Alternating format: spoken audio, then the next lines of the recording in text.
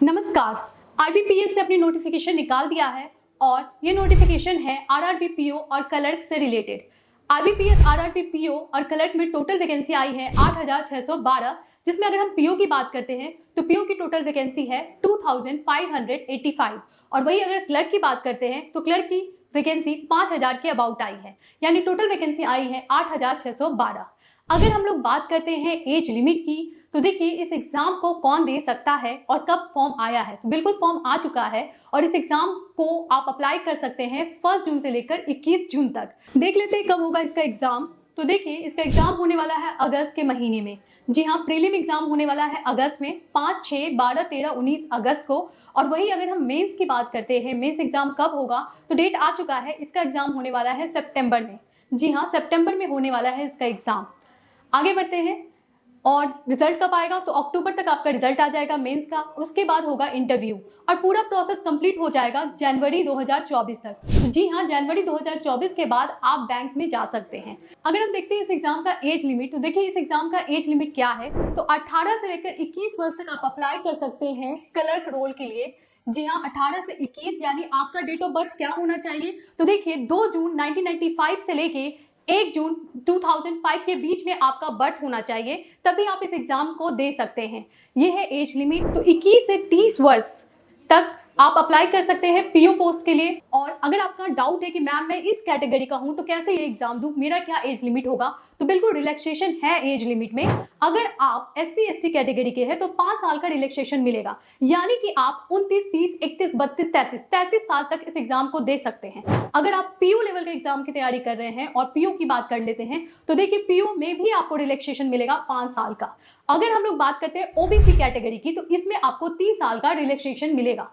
जी हाँ, ओबीसी में 3 साल का मिलेगा और SC ST कैटेगरी के हैं तो आपको 5 साल का मिलेगा। देखिए इस वीडियो को बनाने का पर्पस है आपके पूरे डाउट को क्लियर करना, क्योंकि बैंक एग्जाम का जो फी है ना वो है 850 रुपया। जी हाँ, 850 रुपीज है इसका फी फॉर्म भरने का और इस एग्जाम को देने का। तो है तो ये कॉस्टली, तो इसलिए जानकारी पूरा रखें फॉर्म भरने से पहले। आगे बढ़ते हैं। अब हम लोग देखते हैं क्या है क्वालिफिकेशन, यानी क्या क्वालिफिकेशन इस एग्जाम के लिए चाहिए। तो देखिए सबसे पहले तो आपका ग्रेजुएशन होना जरूरी है। अगर आप क्लर्क पोस्ट के लिए भी अप्लाई कर रहे हैं तो आपका ग्रेजुएशन होना जरूरी है। पीओ और क्लर्क दोनों के लिए ग्रेजुएशन डिग्री चाहिए, कोई परसेंटेज डिफाइन नहीं है। आप ग्रेजुएट है तो आप इस एग्जाम को दे सकते हैं। दूसरा इंपॉर्टेंट क्राइटेरिया, क्योंकि ये रीजनल रूरल बैंक है और आपको किसी पार्टिकुलर रीजन के बैंक में काम करना होगा, तो इसीलिए इसमें क्या है कि आपका प्रोफिशिएंट होना चाहिए आपका रीजनल लैंग्वेज। जी हाँ, अगर आप हिंदी भाषी क्षेत्र के हैं तो आप अप्लाई कर सकते हैं। इंग्लिश, हिंदी और भी जो भी रीजनल लैंग्वेज है उसमें आपकी प्रोफिशिएंसी होनी चाहिए। इसका मतलब कि आपका 10th क्लास में एक सब्जेक्ट में वो होना ही चाहिए। जैसे मान लीजिए आप हिंदी भाषी क्षेत्र के हैं और आपका जो 10th एग्जाम है उसमें आपने सब्जेक्ट हिंदी नहीं लिया है तो आप इस एग्जाम को नहीं दे सकते। तो हिंदी भाषी क्षेत्र के होते हुए भी आपके क्लास 10th के एग्जाम में हिंदी सब्जेक्ट होना जरूरी है। और तीसरा इंपॉर्टेंट क्वालिफिकेशन ये है कि कंप्यूटर नॉलेज डिजिरेबल है, यानी कि अगर आपके पास कोई सर्टिफिकेट नहीं है तो कोई दिक्कत नहीं है। अगर आपके पास कंप्यूटर का सर्टिफिकेट नहीं है तो कोई बात नहीं, आप इस एग्जाम को दे सकते हैं। ठीक है, तो आप घबराए नहीं, बिल्कुल इस एग्जाम को दे। कंप्यूटर नॉलेज होना जरूरी है, इससे रिलेटेड कोई सर्टिफिकेट नहीं मांग रहा है आईबीपीएस। ठीक है, ये है तीसरा इंपॉर्टेंट कैटेगरी। यानी कि अब हम लोग ने देख लिया एज लिमिट, क्वालिफिकेशन, वैकेंसी और डेट ऑफ एग्जाम। अब हम लोग आगे क्या देखेंगे तो देखिए आगे इस एग्जाम में अब हम लोग जानेंगे एग्जाम पैटर्न और एग्जाम सिलेबस। क्या है इस एग्जाम का पैटर्न, तो देखिए इस एग्जाम में 3 फेज होते हैं, प्रीलिम, मेंस और इंटरव्यू। अगर हम लोग बात करते हैं प्रीलिम फेज का, तो प्रीलिम फेज में देखिए इसमें आपको नैया पार लगाएगी रीजनिंग और मैथमेटिक्स। जी हाँ, इसमें 2 सब्जेक्ट बहुत मायने रखता है, रीजनिंग और मैथमेटिक्स, क्योंकि इस एग्जाम में रीजनिंग और मैथमेटिक्स ही आएगा। रीजनिंग से आएंगे 40 क्वेश्चन 40 मार्क्स के, और वही मैथमेटिक्स से आएंगे 40 क्वेश्चन 40 मार्क्स के, यानी टोटल क्वेश्चन कितने आएंगे 80 क्वेश्चन और मार्क्स कितने आएंगे 80 मार्क्स, यानी टोटल क्वेश्चन आएंगे 80 मार्क्स, 80 क्वेश्चंस आएंगे, 80 मार्क्स के आएंगे। और टाइम देख लेते हैं तो टाइम होगा 45 मिनट्स। जी हाँ, यहाँ पे 45 मिनट्स ही मिलेंगे आपको और आपको 80 क्वेश्चन सॉल्व करने होंगे। देखिए 45 मिनट्स मिलेंगे, लेकिन इसमें एक अच्छी बात है। क्या अच्छी बात है, कोई सेक्शनल टाइम लिमिट नहीं है जैसा कि दूसरे बैंक एग्जाम में होता है। यानी कि अगर आप रीजनिंग में 10 मिनट देते हैं और मैथ में अपना सारा टाइम देना चाहते हैं तो बिल्कुल दे सकते हैं, कोई भी आपको नहीं रोकेगा। जी हाँ, अगर आपका रीजनिंग बहुत स्ट्रांग है तो आप रीजनिंग में ज्यादा टाइम दे दीजिए। तो इस तरह से आप प्रीलिम को क्वालिफाई कर सकते हैं। 80 क्वेश्चन, 80 मार्क्स और टाइम 45 मिनट्स। अब देखते हैं मेंस एग्जाम में आते हैं आपके 5 सब्जेक्ट। जो पहला सब्जेक्ट है वो है मैथमेटिक्स। मैथमेटिक्स में आते हैं 40 क्वेश्चन, लेकिन मार्क्स आते हैं 50 मार्क्स के। दूसरा सब्जेक्ट है आपका रीजनिंग में आते हैं 40 क्वेश्चन, लेकिन मार्क्स 50 मार्क्स के, यानी कि 100 मार्क्स का तो आपका केवल मैथ्स और रीजनिंग हो गया। आगे देखते हैं। देखिए, मैथ्स और रीजनिंग के अलावा भी बहुत कुछ है, जैसे कि इसमें कंप्यूटर अवेयरनेस से 40 क्वेश्चंस आते हैं, लेकिन वो केवल 20 मार्क्स के होते हैं। तो यानी कि कंप्यूटर अवेयरनेस से 40 क्वेश्चन आते हैं, 20 मार्क्स के आते हैं। उसके अलावा आपका जनरल अवेयरनेस से 40 क्वेश्चन आते हैं, 40 मार्क्स के आते हैं। और हिंदी और इंग्लिश का यहाँ पे बहुत वेटेज है, रीजनल लैंग्वेज का बहुत वेटेज है, क्योंकि आप इस एग्जाम में, अगर आपकी इंग्लिश अच्छी नहीं है तो कोई बात नहीं, क्योंकि इस एग्जाम को आप हिंदी में भी दे सकते हैं। जी हाँ, हिंदी और किसी भी रीजनल लैंग्वेज में इस एग्जाम को दिया जा सकता है। और टोटल क्वेश्चन आएंगे 40 क्वेश्चन, 40 मार्क्स के। टोटल पेपर कितने मार्क्स का है? तो देखिए, टोटल पेपर 200 मार्क्स का है। 200 क्वेश्चन, 200 मार्क्स। और आपके टाइमिंग कितने हैं? तो देखिए, टाइमिंग भी 2 आवर है। जी हाँ, 2 घंटे मिलेंगे आपको इस एग्जाम में। टोटल क्वेश्चन है 200। अब हम लोग देखेंगे स्ट्रेटजी, यानी कि क्या है एग्जाम की स्ट्रेटजी।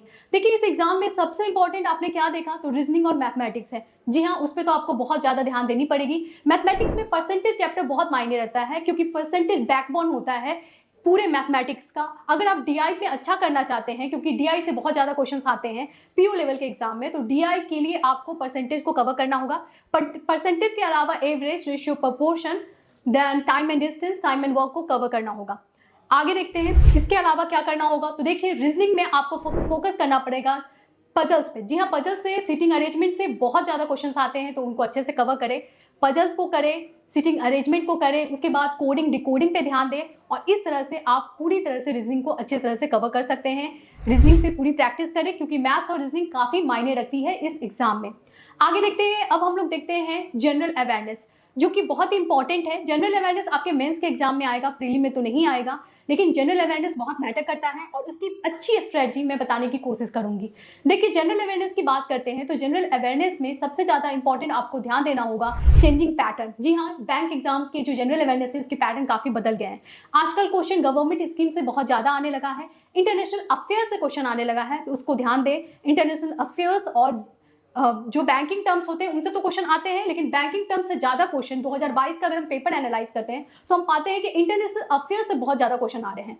इंटरनेशनल अफेयर्स, उसके अलावा आपका स्कीम से क्वेश्चन आ रहे हैं। अगर प्राइम मिनिस्टर नरेंद्र मोदी कोई सोलर पार्क इनोग्रेट करते हैं तो उनसे क्वेश्चन आ रहे हैं। यानी कि जो भी इनोग्रेशन हो रहा है उनको ध्यान रखें, गवर्नमेंट की पॉलिसी पे ध्यान रखें, नेशनल न्यूज पे बहुत ज्यादा फोकस करें, क्योंकि उनसे क्वेश्चंस ज्यादा आ रहे हैं एग्जाम में। स्पोर्ट न्यूज से केवल एक क्वेश्चन आया था 2022 में, तो आप उसको मतलब कम ध्यान दे सकते हैं।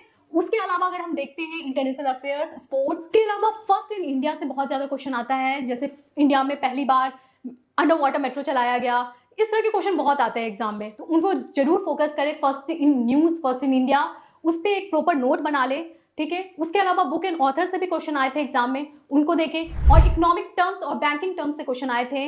और अगर हम 2022 का पेपर देखते हैं तो उसमें इकोनॉमिक टर्म्स से बहुत ज्यादा तो क्वेश्चन नहीं आए थे, लेकिन एक क्वेश्चन था रिलेटेड टू आरबीआई। तो आरबीआई के फंक्शन, आरबीआई के जो भी सर्कुलर आते हैं उन पे फोकस करें, उनसे ज्यादा क्वेश्चन आता है इस एग्जाम में। तो इस तरह से आप करंट अफेयर्स और जनरल अवेयरनेस को कवर कर सकते हैं। अगर हम बुक की बात करते हैं तो देखिए, दिशा पब्लिकेशन हमेशा आपके साथ है, और इससे रिलेटेड कुछ इंपॉर्टेंट बुक्स मैं बताना चाहूंगी। Topic wise banking awareness book आती है दिशा पब्लिकेशन की, और ये सिर्फ बैंकिंग की नहीं, उसके अलावा क्वांटिटेटिव एप्टीट्यूड, रीजनिंग, उसके अलावा कंप्यूटर अवेयरनेस की भी बुक आती है दिशा पब्लिकेशन की। और मोस्ट इंपॉर्टेंट जो बुक है वो है बैंकिंग अवेयरनेस। जी हाँ, दिशा पब्लिकेशन की बैंकिंग अवेयरनेस की सेपरेट बुक आती है, जिसमें पूरी इंफॉर्मेशन आपको मिल जाएगी।